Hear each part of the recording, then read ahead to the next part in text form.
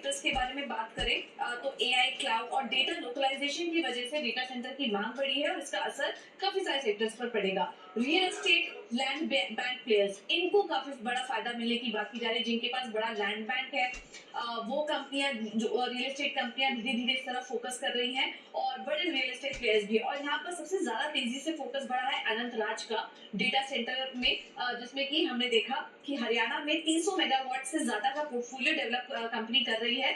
और इसके अलावा लोधा डेवलपर्स मुंबई के पास करीब 1.25 करोड़ का 2.5 गीगावाट डेटा पार्क का भी उनका प्लान है। तो ये कुछ ऐसी कंपनियां जिसको भी फायदा होगा।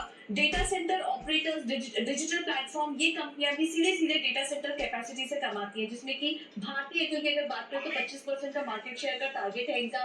रिलायंस इस पूरे स्पेस में है जहां पर कि वो बड़ा निवेश की योजना कर रही है। अदानी एंटरप्राइजेस नेटवर्क, ये 2100 करोड़ का यहाँ पर इनका प्लान है एआई का, तो वहां पर भी फोकस है। ई2ई नेटवर्क, घरेलू क्लाउड प्लेयर्स है ये, तो यहाँ पर भी इनको फायदा होगा।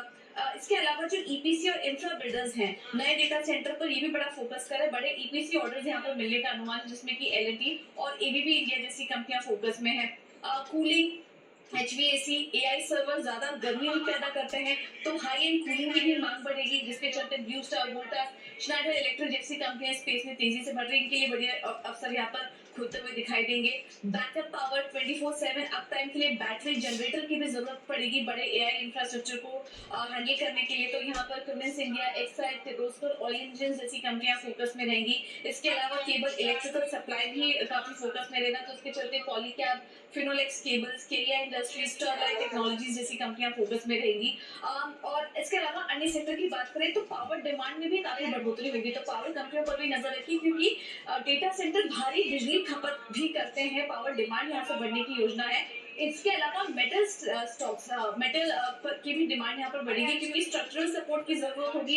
इंफ्रा के लिए कॉपर की भी मांग बढ़ेगी, अन्य मेटल्स की भी मांग बढ़ेगी, तो इस वजह से मेटल सेक्टर को भी फायदा होगा। तो मेटल, पावर और इससे जुड़ी जो तमाम कंपनियां हैं, इन पर आप नजर रखिए, क्योंकि आने वाले समय में एआई के जरिए, डेटा सेंटर के जरिए जिस तरह से अवसर खुल रहे हैं, ये तमाम कंपनियां आपकी फोकस लिस्ट में होनी चाहिए।